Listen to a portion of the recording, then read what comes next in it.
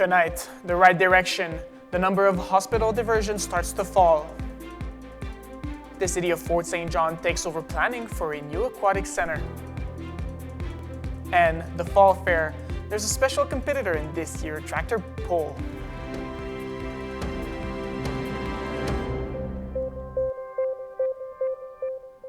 Good evening and thank you for joining us. We begin tonight with a dramatic drop in the number of hospital diversion in Northeast BC. In the first 6 months of this year, Norton Health saying there's been 65% decrease in the number of emergency room closures compared to last year. So far in 2025, there has been 20 ER closures compared to 53 in 2024.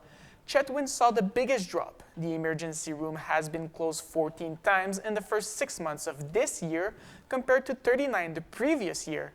But Norton Health saying the numbers don't include facilities in Hudson's Hope and Tumbler Ridge. That's because they are not full-service hospitals. In March, we reported a 42% vacancy rate for emergency room nurses in Norton, BC. The Vice President of Norton Health saying the Emergency Department Stabilization Task Force set up last year is now paying dividends.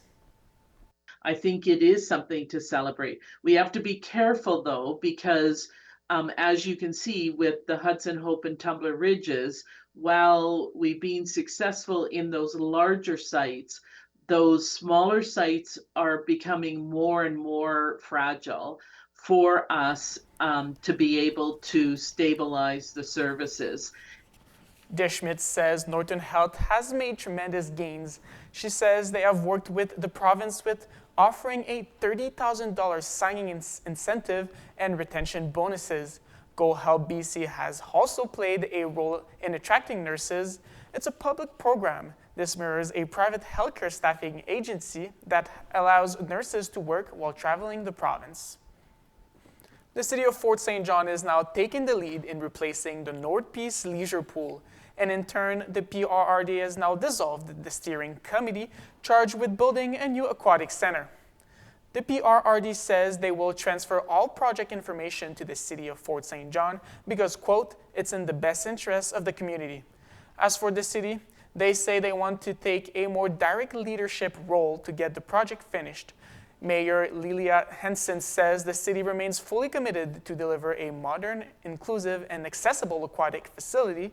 It's been 7 years since public engagement for the new project was asked for. According to city officials, pending funding approvals and construction is slated to begin in 2027. Fort St. John residents can find more information and ask questions on the new Let's Talk platform on the city's website. Police in Fort St. John is asking for the public's help in locating a man. Wayne Bradley Peasy is currently wanted for 2 counts of failing to comply with probation as well as driving while prohibited. Peasy is described as a Caucasian male. He stands at 5 feet 4 inches and weighs 130 pounds. The 57-year-old has brown hair and hazel eyes. If anyone has information on his whereabouts, please contact the Fort St. John RCMP. And police in Fort St. John were asking for the public's help in finding a wanted woman. Police were looking for Tanis Patricia Lee Willard. The 38-year-old was wanted for theft under $5,000 and criminal harassment. The police now saying Lee Willard has been arrested. Mounties not providing information on how or where she was located. First Nation here in BC says 41 additional unmarked graves have been found at the site of a former residential school. Today we announce an additional 41 unmarked graves found, bringing our total to 81. These findings and the areas scanned were all driven by the stories and the memories of our survivors, our elders, and family members. A team has been scanning the area around the St. Augustine's site on the Sunshine Coast for the last 18 months. The Shisha First Nation says the discovery brings the number of suspected graves at the site to 81. The chief says the latest discoveries aren't surprising, and the nation always had enough proof. Officials from the BC cannabis industry say they want the packaging labels on their products changed. They say there's too much emphasis on THC, the psychoactive compound in cannabis, and instead are looking for labeling options more similar to alcohol. Health Canada requires cannabis products to have the total THC percentage on the labels. Delta-based Pure Sunfarms is one of Canada's largest cannabis producers. The company says many consumers believe THC to be a reflection of the product's overall quality, and that's not the case. Pure Sunfarms wants labeling requirements changed to instead include a range of THC and other cannabis qualities. The company recently published peer-reviewed research finding that the THC levels varied in products by as much as 3 to 7%. We really are trying to bring research to help support consumer safety. When you are going to go out for an evening and you're going to drink wine, if you're driving home, you might only have a glass or two. You really know how to control your dose and your experience. With cannabis, it's a little bit trickier because the percentage isn't exactly what's in there. And so we want to move towards an idea of a range. Health Canada says it amended labeling requirements in March to simplify how THC and CBD are displayed.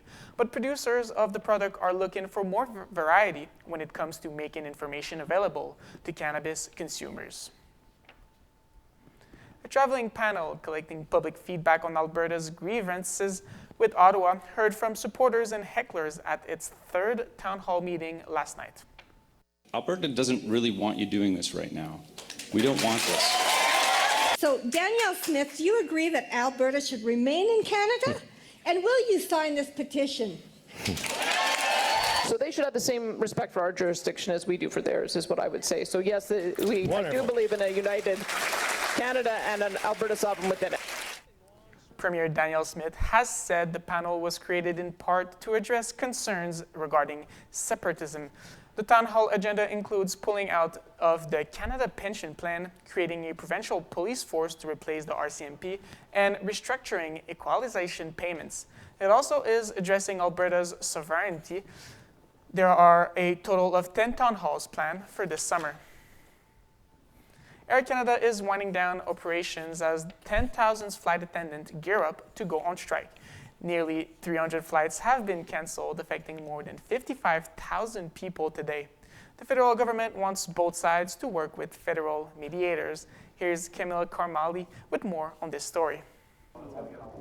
Behind these doors, the war room for flight attendants who say they're waiting for Air Canada to meet them at the table. Any progress in talks? None at all. It's been crickets. Almost no progress made throughout the day today on a new agreement between the airline and the union representing more than 10,000 flight attendants. With little runway remaining before workers walk off the job, Air Canada told the federal government that it wants to go through binding arbitration that would bring in a neutral third party into the negotiations. The union responded today saying Air Canada's request for ministerial intervention under Section 107 should be firmly rejected. We don't think that a third party should be coming in to save the day once again for Air Canada, swoop in and not let them negotiate.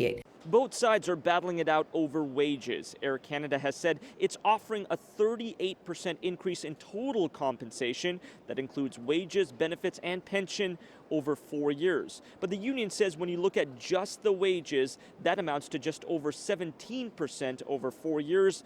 The airline says that's a fair amount. This will make them the best paid in Canada. And that's important because they are the best flight attendants in Canada. Flight attendants also fighting to get compensated for unpaid work that happens before takeoff and after landing. Air Canada has offered to pay 50% for that work while planes are on the ground. The union wants 100%. What we're offering with regards to ground pay will be the best in Canada. So, we're working to, recognize the contributions of the flight attendants. Jobs Minister Patty Hajdu's office now urging both sides to work with federal mediators to get a deal done, something that seems far from happening at this time. Kamal Karamali, CTV News, Toronto. Meetings between Canada Post and the Canadian Union of Postal Workers scheduled to take place today and Monday have been postponed. The federal mediators involved in the negotiations between Canada Post and QPW are unable to assist with the labor dispute. That's because of their current involvement in the Air Canada negotiations. Workers rejected Canada Post's latest proposal. The offer included a wage hike of 13% over 4 years and restructuring to add part-time workers. Negotiations for a new collective agreement have been ongoing for more than a year and a half. Donald Trump has issued another trade threat. This time, the U.S. president is taking aim at the semiconductor industry, which supports more than 120,000 jobs in Canada. CTV's Rachel Aiello reports. Donald Trump says he's about to send tariffs on semiconductors climbing. Aboard Air Force One, the U.S. president said that either next week or the week after, he'll be taking new trade action against the microchips that help power virtually all electronic devices. I'm going to have a rate that is going to be lower at the beginning, then that gives them a chance to come in and build, and very high after a certain period of time. And if they don't build here, they have to pay a very high tariff, which doesn't work, so they'll come and build. Today, the Canadian sector, which does big business south of the border, said Trump's threat could have big implications, not only for consumers, but the country as a whole. Semiconductors underpin the entire innovation economy. And if you're not able to access semiconductors, you're not actually able to be sovereign in the ways that we mean it in the 21st century. With another sector now bracing for Trump's impact, new polling indicates anxiety over the state of Canada-U.S. relations is skyrocketing. Nanos' latest numbers show that in the last month, Trump and the state of trade talks overtook economic fear as the top national issue of concern. Knowing that as time goes by and as Canadian jobs are at risk because of this trade uncertainty, that there will be increasing pressure for the government, not just to get some sort of deal and to bring stability to the relationship, but to also help industries that are currently suffering as a result of Donald Trump. Nick Nano said that while the Liberals still have a sizable advantage over the other parties in the polls, succeeding or failing on the Trump file is shaping up to be the first defining test for Prime Minister Mark Carney. Rachel Aiello, CTV News, Ottawa. Meanwhile, the Prime Minister will reportedly visit Mexico next month to discuss closer ties amid the trade war with the U.S. Bloomberg News says Mark Carney will meet with Mexican President Claudia Sheinbaum on September 18. The two leaders are expected to talk about strengthening trade and supply chains between the two countries. As well, infrastructure and American tariffs will be on the agenda. Carney invited Sheinbaum to the G7 summit in Kananaskis in June as a special guest. Donald Trump and Vladimir Putin meeting in Alaska. The U.S. president is trying to get Russia back to the negotiating table to end the war in Ukraine. CTV's Mike Lacutor is in Anchorage with more on the high-stakes summit.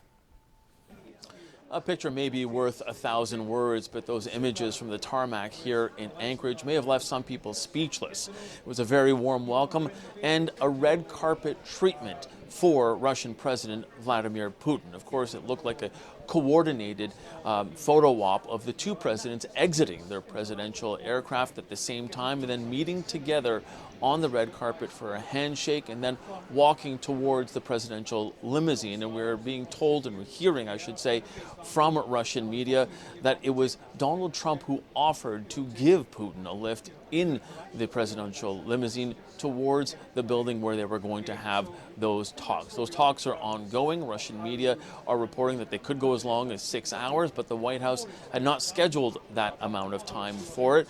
We know that the one thing that U.S. President Donald Trump wants out of these is a ceasefire. He wants to make sure that Putin agrees to that in Ukraine, and he has said if he doesn't agree to that, he won't be very happy. He's also said he'll know within the first 2 to 5 minutes whether or not those meetings will be good meetings or not. They're also supposed to be joined by a number of their advisors, Sergei Lavrov, the foreign minister on the Russian side, and of course Secretary of State Marco Rubio. They're having that expanded bilateral meeting instead of a one-on-one. Following that, we are expecting a joint press conference between the two leaders. But Trump has said, and the White House has said, it could be that if the meeting doesn't go well, then it will be just Trump alone. He's also supposed to have a conversation with Volodymyr Zelensky, the Ukrainian president, at the conclusion of these meetings. But Trump has said if it doesn't go well, he may not make that call and he may just return to Washington. Mike Lecouteur, CTV News, Anchorage, Alaska. Back here at home, the North Peace Fall Fair gets underway today, and this year's tractor pull features a special young man. Tyson Newsham will participate in his first tractor pull competition, and he's only 12 years old. Tyson brought his own tractor with his own money last summer. His mother says the tractor wasn't running when he bought it, but Tyson has been working on it with guidance from his dad and grandpa to get it ready for this year's event. Tyson just meets the age requirement of 12 years old to participate in the tractor pull. He says his goal is just to have fun. The tractor pull starts tonight at 8 and the North Peace Fall Fair goes until Sunday. Stay tuned, we'll be right back with weather.